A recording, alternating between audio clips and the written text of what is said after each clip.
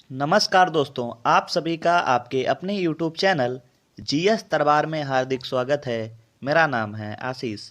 दोस्तों, हम लोग एसएससी जीडी 2023 की तैयारी कर रहे हैं, जिसमें आपका जनवरी से पेपर होना स्टार्ट हो जाएगा। और इसमें अभी तक हम लोगों ने जीएस और जीके से संबंधित 10 महत्वपूर्ण प्रैक्टिस सेट कर चुके हैं। ये 11वां प्रैक्टिस सेट है। देखो दोस्तों, अभी तक क्या था कि हम सिर्फ क्वेश्चन क्वेश्चन करवाते थे, लेकिन अब की बार थोड़ा वीडियो को और इंटरेस्टिंग बनाने के लिए और आपके ज्ञान को और बढ़ाने के लिए मैंने क्वेश्चन को डीपली में बताने का प्रयास किया है। तो आप सब वीडियो से जुड़े रहिए।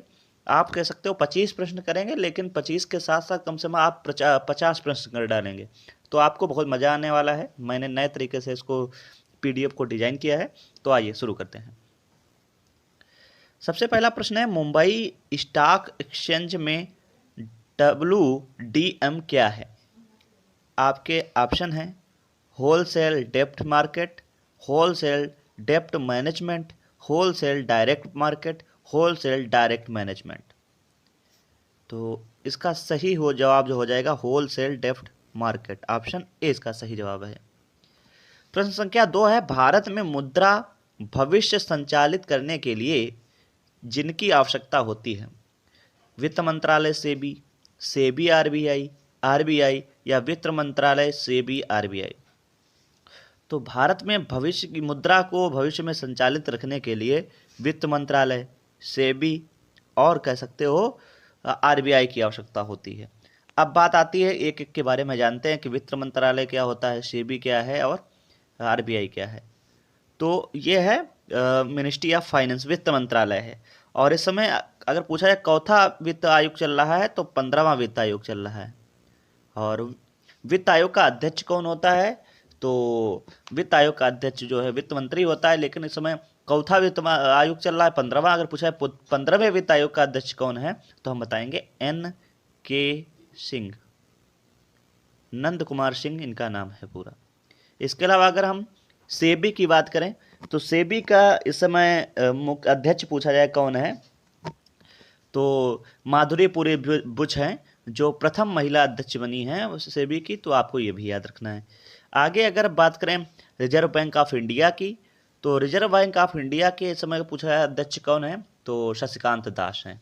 ये भी आपको याद रखना है। और ये तीनों जो है मुद्रा से संबंधित हैं, और भविष्य में कैसे मुद्रा संचालित की जाएगी उनका पूरा लेखा जोखा इन्हीं के पास होता है। चलिए प्रश्न संख्या 3 की बात करें कि भारत के समुद्री मार्ग की खोज किसने की? थॉमस, कोलंबस, मैगलन या वास्को डी गामा। तो यूरोप से भारत के लिए समुद्री व्यापारिक मार्ग किसने खोजा था? वास्को डी गामा ने खोजा था। आइए चलो वास्को डी गामा के बारे में कुछ जानते हैं। देखिए, वास्को डी गामा जो है 170 लोगों के दल के साथ लिस्बन में रवाना हुए थे। मतलब वापस कितने लोगों के साथ गया था? 170 लोगों के साथ गया। वो अपने साथ जो कार्गो लाए, वो अभियान में खर्च से 60 गुना महंगा था। कहने का तात्पर्य यह है कि यहाँ से जितना ये सामान ले गए थे और वहाँ पे बेचा, तो उनको लगभग 60 गुना फायदा हुआ था। इसके अलावा और आप जानते हैं कि अरब सागर पार करने में 27 दिन का वक्त लगा। वो मालाबार तट के लक्षद्वीप होते हुए पहुंचे थे। ठीक है। अब अगर पूछ लिया जाए यहाँ पे कि वास्को डी गामा भारत कितनी बार आया था, तो वास्को डी गामा कुल जो है 3 बार भारत आया। कौन कौन से? तो एक तो 1498 में आया था, इसके बाद में 1502 में आया था और 1524 में आया था। जब 1524 में आया था, तो लास्ट में इसे क्या बना दिया गया था? भारत का वायसराय बना दिया गया था, और फिर यहीं पे इसकी मृत्यु हो जाती है। आइए प्रश्न संख्या 4 की बात करते हैं। भारत में स्टैचू ऑफ यूनिटी की दुनिया की सबसे ऊंची प्रतिभा है? महात्मा गांधी, सरदार वल्लभ भाई पटेल, विनोबा भावे या डॉक्टर BR अम्बेडकर। तो स्टैचू ऑफ यूनिटी जो है, ये सरदार वल्लभ भाई पटेल जी की जो है मूर्ति यहाँ पे स्थापित की गई है, गुजरात में नर्मदा नदी के किनारे। चलो इस स्टैचू ऑफ यूनिटी के बारे में कुछ जानते हैं। तो आप सब ये देख रहे होंगे, ये है स्टैचू ऑफ यूनिटी। कहाँ है? ये नर्मदा नदी गई है और यहाँ पे स्टैचू ऑफ यूनिटी बनाया गया है। आइए इसके बारे में जानते हैं। भारत के पहले गृह मंत्री और लौह पुरुष सरदार वल्लभ भाई पटेल जी की प्रतिमा को स्टैचू ऑफ यूनिटी के नाम से जानते हैं। इसके अलावा सरदार पटेल की यह प्रतिमा नर्मदा नदी के किनारे केवड़िया गुजरात पर स्थित है। तो आपको केवड़िया भी याद रखना है। यह प्रतिमा सरदार सरोवर बांध के सामने स्थित है, जो गुजरात राज्य का सबसे बड़ा या दूसरा सबसे बड़ा बांध है। गुजरात के मुख्यमंत्री नरेंद्र मोदी ने 7 अक्टूबर 2010 को स्टैचू ऑफ यूनिटी की घोषणा की थी। देखो घोषणा कब की थी? 2010 में, जब नरेंद्र मोदी जो है गुजरात के क्या थे? मुख्यमंत्री थे। एकता का प्रतीक कहे जाने वाले इस प्रतिमा का निर्माण कार्य 31 अक्टूबर 2013 से शुरू हुआ। देखो घोषणा हुई थी 2010 में और निर्माण कार्य शुरू हुआ है 2013 में। अच्छा आगे देखते हैं।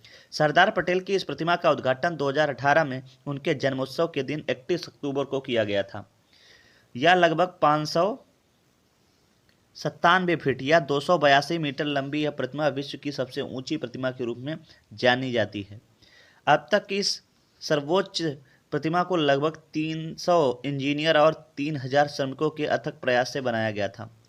इस विशाल प्रतिमा को बनाने के लिए लगभग 2,989 करोड़ रुपए की लागत आई थी। और आप सभी को यह भी पॉइंट याद रखना है कि स्टैचू ऑफ यूनिटी की डिजाइन पद्म पुरस्कार से सम्मानित श्री राम वी सुतार द्वारा किया गया था। यह बहुत बार पूछा गया है, राम वी सुतार। आइए अगले प्रश्न की बात करते हैं। प्रश्न संख्या 5, पोषण नाल प्रारंभ कहाँ से होता है? ग्रसनी से, ग्रास नली से, छोटी आंत से या मुख से?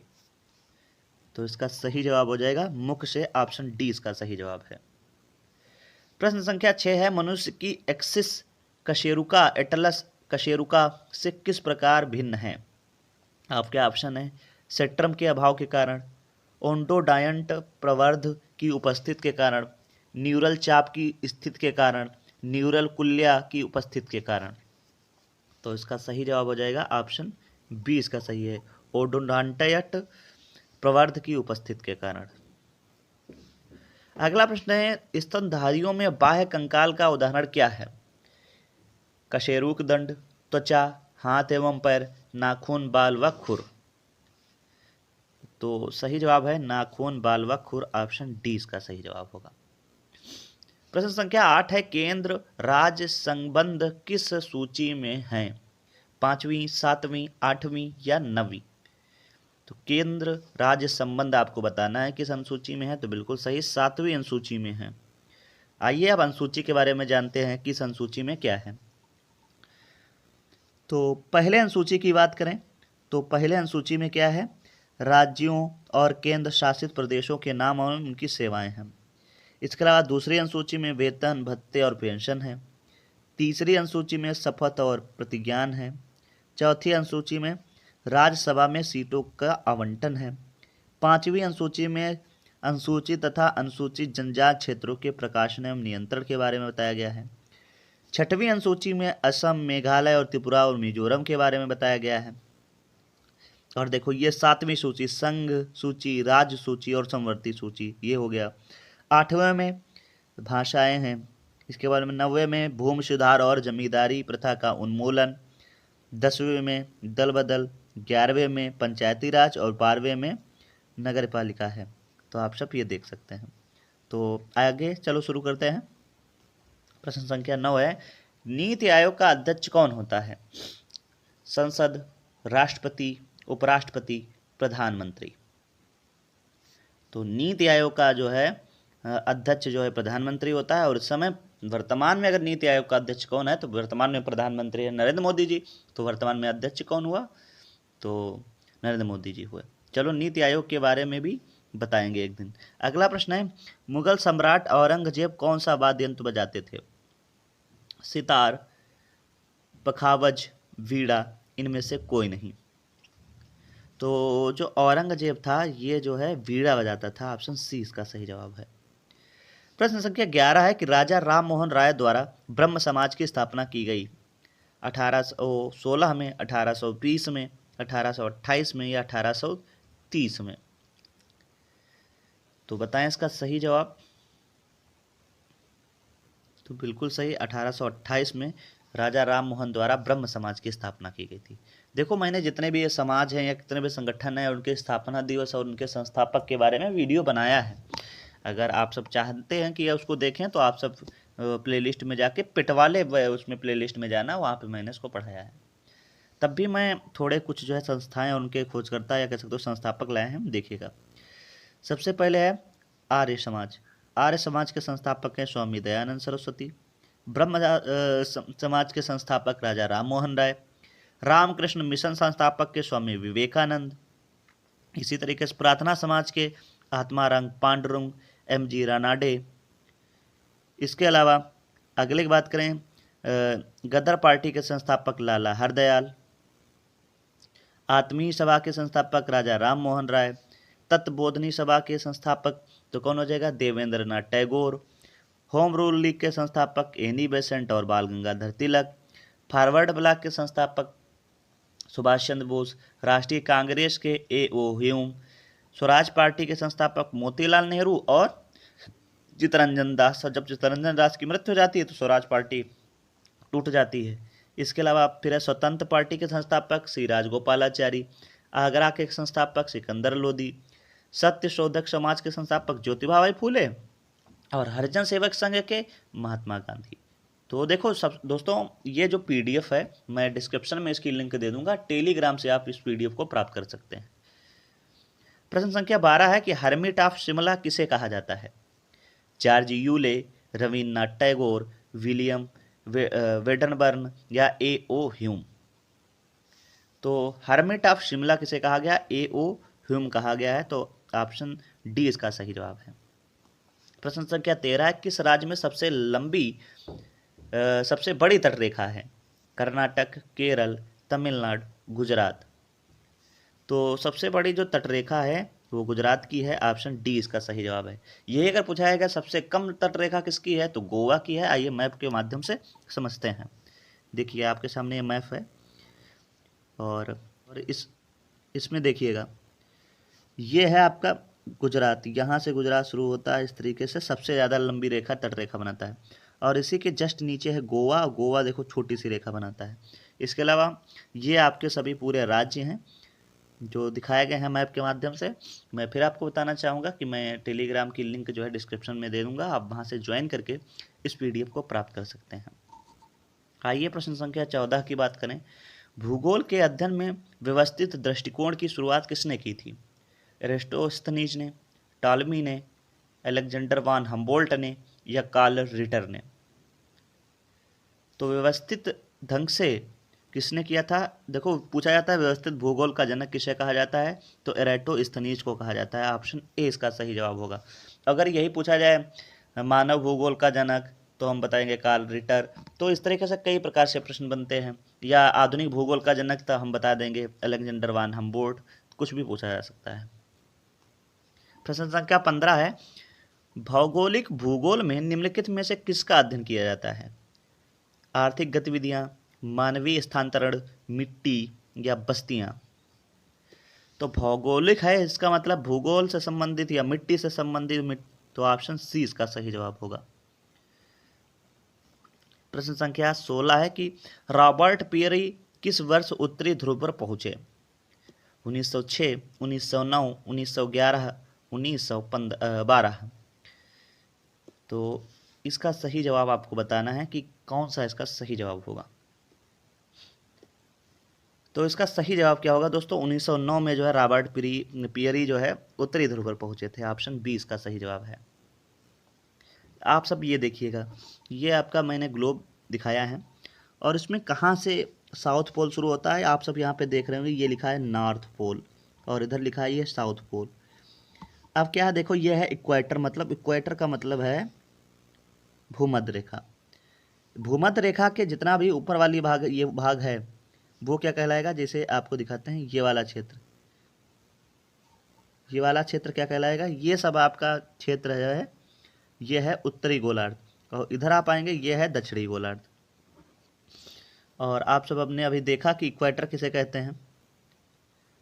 तो यहाँ पे यहाँ से कह सकते हो भूमध्य रेखा से लेकर और इक्वेटर तक कौन गया था तो रॉबर्ट पियरी गए थे। और उन्हीं का पूछा गया था किस सन में गए थे तो 1909 में गए थे। आइए प्रश्न संख्या 17 की बात करते हैं। प्रश्न संख्या 17 निम्नलिखित में से किस बादल का आकार गोभी के ढेर की तरह प्रतीत होता है? स्ट्रेट्स, निम्बस, क्यूमुलस या उपरोक्त में से कोई नहीं। तो इसका सही जवाब हो जाएगा क्यूमुलस का, ऑप्शन सी इसका सही जवाब है। प्रश्न संख्या 18 है, काला सागर किस देश के दक्षिण में स्थित है? फ्रांस, रूस, भारत, ब्रिटेन। तो काला सागर है किसके दक्षिण में? तो रूस के दक्षिण में, तो ऑप्शन इसका सही हो जाएगा बी। दोस्तों अब देखो समझते हैं कि पूछा जाता है काला सागर से सटे देश बताइए कौन कौन से हैं। तो देखो इसका एक ट्रिक है, बरगट, देखो कौन से हैं। तो पहला हो गया बुल्गारिया, पहला कौन सा है? बुल्गारिया।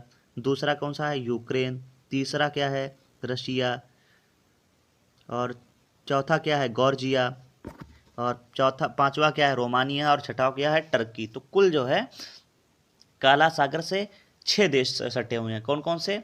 बुल्गारिया, यूक्रेन, रशिया या रूस कह सकते हो, इसके बाद में जॉर्जिया, रोमानिया और लास्ट में टर्की।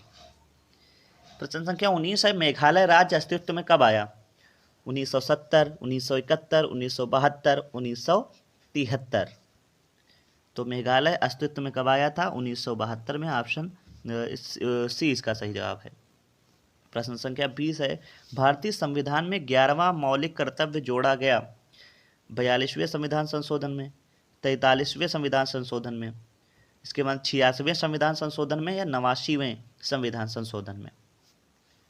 तो इसका सही जवाब हो जाएगा जो 11वां मौलिक कर्तव्य जोड़ा गया था वो 86वें संविधान संशोधन में जोड़ा गया था, ऑप्शन सी इसका सही जवाब है। प्रश्न संख्या 21 है, विश्व में सबसे शुष्कतम मरुस्थल कौन है? थार, सहारा, अटाकामा, कालाहारी। तो देखो पूछा गया है विश्व का सबसे शुष्कतम मरुस्थल, तो हम बता देंगे अटाकामा। अगर सब पूछा है विश्व का सबसे बड़ा मरुस्थल तो हम बता देंगे सहारा। और ये अगर पूछा है जनसंख्या घनत्व से सबसे बड़ा तो हम बताएंगे थार। आइए आगे शुरू करते हैं। ये देखिए ये है अटाकामा मरुस्थल है, ये सबसे शुष्कतम है। इसके अलावा प्रश्न संख्या 22 है, किस महाद्वीप में सरीसृप नहीं पाया जाता है? Asia, Africa, Europe, Antarctica. तो साधारण सी बात है, सरीसृप नहीं पाए जाएंगे अंटार्कटिका वाले क्षेत्र में, तो ऑप्शन डी इसका सही जवाब है। प्रश्न संख्या 23 है, लोकसभा अध्यक्ष अपना त्यागपत्र किसे देता है? राष्ट्रपति को, उपराष्ट्रपति को, प्रधानमंत्री को या लोकसभा उपाध्यक्ष को? तो इसका सही जवाब हो जाएगा option C, Lok Sabha, option D Lok Sabha उपाध्यक्ष को जो है लोकसभा अध्यक्ष अपना त्यागपत्र देता है। प्रश्न संख्या 24 है, प्राचीन रूपांतरित व क्रिस्टलीन चट्टानों के क्षरण के फलस्वरूप किस मिट्टी का निर्माण हुआ है? काली मृदा, लाल मृदा, अलुवियल मृदा या लेटेराइट मृदा? तो इसका सही जवाब हो जाएगा लाल मृदा। आइए लाल मृदा के बारे में कुछ चीज़ें जानते हैं, कैसी लाल मृदा होती है, कहाँ पाई जाती है, कितने क्षेत्रफल में पाई जाती है। तो आप सब देखिए ये है लाल मृदा। और लाल मृदा का रंग कैसा होता है? लाल या भूरा या चॉकलेटी होता है। और मुख्य फसल इसकी कपास, गेहूं और दालें हैं। और कुल क्षेत्रफल बात करें तो भारत के लगभग में 2 लाख वर्ग किलोमीटर पे ये पाई जाती है लाल मृदा। अगर राज्य की बात करें तो पश्चिम बंगाल, तमिलनाडु, कर्नाटक, महाराष्ट्र, आंध्र प्रदेश। अगर हम इस तरीके से भारत का मैप बनाएं तो हम कहेंगे इधर पश्चिम बंगाल है, इसके बाद में यहाँ पे तमिलनाडु वाला क्षेत्र पड़ता है, और इधर कर्नाटक पड़ता है, ऊपर महाराष्ट्र यहाँ पे पड़ता है, और ये वाला क्षेत्र आंध्र प्रदेश। तो इस तरीके क्षेत्र में क्या पाई जाती है? तो इस क्षेत्र में लाल मृदा पाई जाती है। और मिट्टी में पाए जाने वाले मुख्य तत्व की बात करें इसमें तो लौह ज़्यादा पाया जाता है, चूना है और एल्यूमिनियम है। प्रश्न संख्या 25 है और आज का अंतिम प्रश्न है, लेटेराइट और मैग्नेटाइट किसकी किस्में हैं? लौह अयस्क, तांबा, मैग्नीज अयस्क, मैग्नीज अयस्क और जिंक अयस्क। तो लौह ये हेमेटाइट, मैग्नेटाइट, लिमोनाइट, ये जो है लौह अयस्क की जो है किस्में हैं, ऑप्शन ए इसका सही जवाब होगा। ये आप सब देखिएगा, यहाँ से लोहा प्राप्त होता है, खदानें हैं। ये गोवा की खदान है एक, कहाँ की है? गोवा की। देखिए किस तरीके से ये सीढ़ियाँ जैसी बनाई गई, इसी से निकलता है लोहा। और अलग अलग प्रकार के अयस्क होते हैं, हो सकता है हेमनेटाइट हो, लेमनेटाइट हो, मैग्नेटाइट हो, इस तरीके से। तो दोस्तों इस वीडियो में बस इतना ही रखते हैं। आप सभी को ये वीडियो कैसा लगा है कमेंट करके ज़रूर बताएं। पहली बार मैंने इस तरीके से डिज़ाइन किया है PDF को, नहीं तो मैं डायरेक्ट प्रश्न ही कराता हूँ। आपकी प्रतिक्रिया ही बताएगी कि मैं इस तरीके से प्रश्न कराया करूँ या जब पहले कराता था कि प्रश्न करवाता था और सीधे उसके उत्तर बताता था। तो आप सब कमेंट करके ज़रूर बताइएगा। आप सभी को ये वीडियो कैसा लगा है कमेंट करके ज़रूर बताएं। धन्यवाद।